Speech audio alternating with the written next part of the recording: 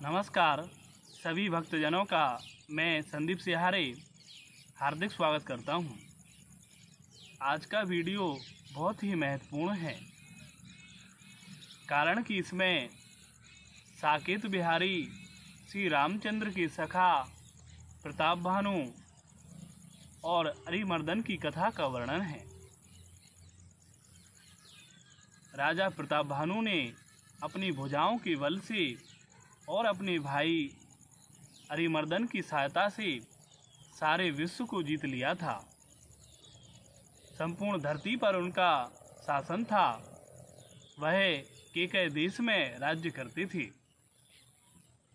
उनका मंत्री धर्मरुचि भगवान नारायण की आराधना करता था। इस प्रकार वह राजा अपनी प्रजा का पुत्र के समान पालन पोषण करता था। बड़ा ही वीर था। एक दिन घोड़े पर आरोहण होकर जंगल में शिकार करने के लिए गया। वहाँ पर उसने कई हिरणों को मारा और एक सूअर को मारने के लिए उसने बड़ा प्रयास किया। वह सूअर दिखने में बड़ा सुंदर था।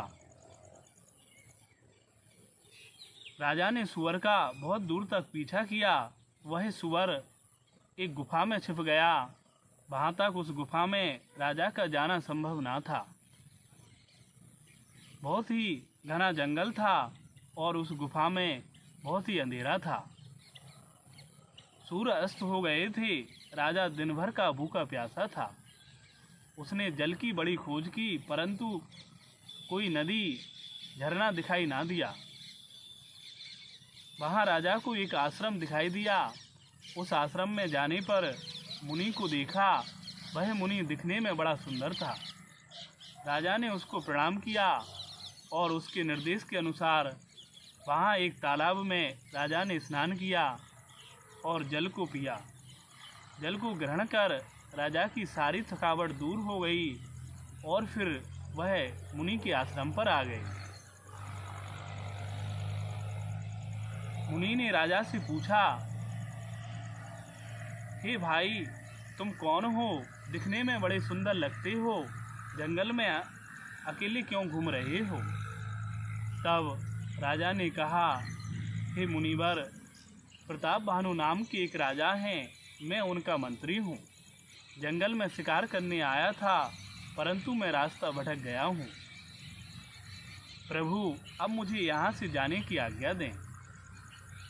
तब मुनि ने कहा, हे भाई, अंधेरा हो गया है और बहुत ही घना जंगल है। तुम आज रात यहीं रुक जाओ, सुबह होते चले जाना। जब मुनि ने इस प्रकार कहा, तब राजा ने मुनि की बात मान ली और घोड़े को वहीं बांध दिया। मुनि के चरणों में बैठ गए और फिर सुंदर चर्चा होने लगी। राजा ने मुनि को प्रणाम कर कहा, हे ऋषिवर, हमें अपने बारे में कुछ बताइए। तब मुनि ने कहा, हे भाई, हमारा नाम भिखारी है। हम गरीब हैं और कोई हमारा घर द्वार नहीं है। हम जंगल में रहते हैं, ना किसी से मिलते हैं और ना किसी से कोई मतलब रखते हैं। केवल श्री हरि चरणों में हम प्रेम करते हैं। जब मुनि ने इस प्रकार कहा, तब राजा ने उन्हें श्री हरि भगवान का बड़ा भक्त जाना और इस प्रकार से काफ़ी चर्चा होने लगी। जब उस मुनि ने देखा कि राजा मेरे वशीभूत होने लगा है, मुझ में प्रेम रखता है, तब मुनि ने कहा, हे भाई, हमारा नाम एक तनु है। जब से ब्रह्मा ने सृष्टि की है, तब से लेकर आज तक हमने कोई दूसरी देह धारण नहीं की। हे पुत्र, इसमें तुम कुछ आश्चर्य मत करो। तपस्या से क्या संभव नहीं हो जाता? तपस्या से सब कुछ संभव है। देखो, तप करने से ही ब्रह्मा सारे दुनिया का निर्माण कर देते हैं। तप के द्वारा ही विष्णु सारे जगत का पालन पोषण करते हैं और तप की शक्ति से ही शंकर सारे जगत को नष्ट कर डालते हैं। इस प्रकार की उस मुनि ने बातें की। इन सबको सुनकर राजा ने मन ही मन सोचा, यह ऋषिवर बहुत ही पहुँचे हुए हैं। इनका तप बहुत अधिक है और वास्तव में यह हरि चरणों से प्रेम करते हैं। हरि में इनका बड़ा विश्वास है। उस मुनि ने देखा कि राजा का मुझ में बड़ा प्रेम हो गया है। तब मुनि ने कहा, हे भाई, मैं जानता हूँ तुमने जो अपना सही नाम नहीं बताया, सो राजा महाराजा अपने आप को कहीं उजागर नहीं करते, वह छुपकर ही विचरण करते हैं। तुम्हारी यह चतुराई को देखकर हे भाई मैं तुमसे बड़ा रीझ गया हूँ, बड़ा प्रसन्न हूँ। अब तुम्हारे मन में जो भावे सो वर मुझसे मांग लो। उसे दुर्लभ होने पर भी हे भाई, हे राजन, मैं तुम्हें अवश्य दूंगा। तब राजा ने मुनि के चरण पकड़ लिए और कहा, हे मुनि, आपकी कृपा से चारों पुरुषार्थ मेरी मुट्ठी में हैं, सब कुछ मुझे प्राप्त है। फिर भी यदि आप मुझे वर देना चाहते हैं तो हे मुनि, मुझे संसार में कभी दुख प्राप्त ना हो, मेरी मृत्यु ना हो और युद्ध में कोई मुझे पराजित नहीं कर सके। सारा संसार पर मेरा राज्य हो, सारी धरती पर पूरे 100 कल्पों तक मैं एक छत्र राज्य करूं। इस प्रकार का राजन ने मुनि से वर मांगा। तब मुनि ने कहा, तथास्तु, ऐसा ही होगा, परंतु हे राजन, इसमें एक बहुत बड़ी अड़चन है। तुम ब्राह्मणों को वश में कर लो तो सारा जगत तुम्हारे अधीन हो जाएगा, खुद ब्रह्मा, विष्णु और शंकर भी तुम्हारे अधीन हो जाएंगे। राजन, गुरु के रुष्ट हो जाने पर कोई भी रक्षा नहीं कर सकता, अतः गुरु श्रेष्ठ है। तुम ब्राह्मणों को किसी प्रकार वश में कर लो।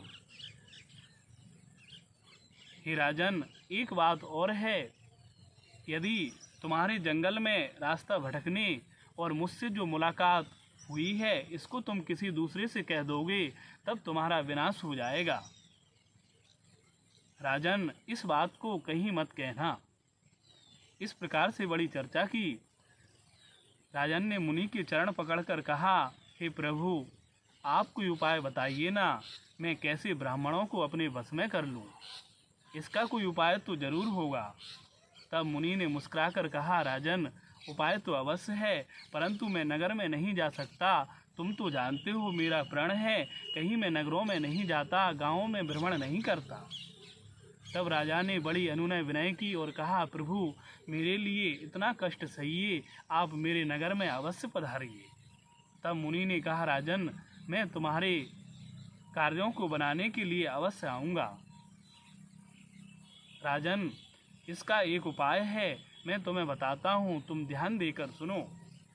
मैं रसोई बनाऊँ और तुम भोजन परोसो, और इस बात को कोई दूसरा नहीं जानना पावे। इस बात को किसी को मत बताना। राजन, हर दिन 1 लाख ब्राह्मणों का परिवार की सहित निमंत्रण करना। मैं हर दिन भोजन बना दूंगा, और एक बात और है, मैं इस रूप में नहीं आऊँगा, मैं तुम्हारे पुरोहित के रूप में वहाँ पर भोजन तैयार करूँगा। राजन, रात हो गई है, अब तुम सो जाओ, सुबह मैं तुम्हें बहुत जल्दी घर पर पहुँचा दूँगा। राजा ने मुनि की प्रार्थना की और फिर वह गहरी नींद में सो गए। बड़ी थकावट थी, समय का पता न चला, नींद लग गई। इस बीच कालकेतु नाम का राक्षस आया। उसे देखकर वह मुनि बड़ा प्रसन्न हुआ और गले से जा मिला। कालकेतु राक्षस और मुनि की बड़ी चर्चा हुई। यह कालकेतु राक्षस ने ही सुअर का रूप धरकर राजा को बड़ा परेशान किया था। कालकेतु राक्षस ने कहा, हे मुनि, यह बड़ा भाग्य का ही प्रभाव है, देखो तो सही, यह प्रताप भानु यहाँ आ गया है। अब मैं ऐसा उपाय करूँगा जिससे यह 1 वर्ष के अंदर ही अपने परिवार सहित नष्ट हो जाएगा। राजन, तुम मन में धैर्य धारण करना। इतना कहकर उस कालकेतु ने राजा को घोड़े सहित शीघ्र ही अपने घर पर पहुंचा दिया। राजा को पलंग पर लिटा दिया और राजा नींद में ही था। दरअसल राजा उस कपटी मुनि को पहचान नहीं पाया था, परंतु मुनि राजा को देखकर ही जान गया कि यह राजा प्रताप भानु है।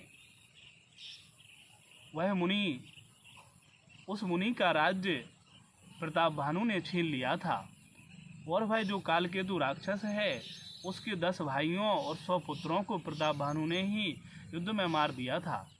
इस कारण से कालकेतु राक्षस और वह राजा जो मुनि का रूप बनाए जंगल में रहता था, दोनों राजा के बड़े शत्रु थे। अब समय आया जानकर मन में बड़ी खुशी हुई। तीसरे दिन मुलाकात की बात उस कपटी मुनि ने राजा से कही थी।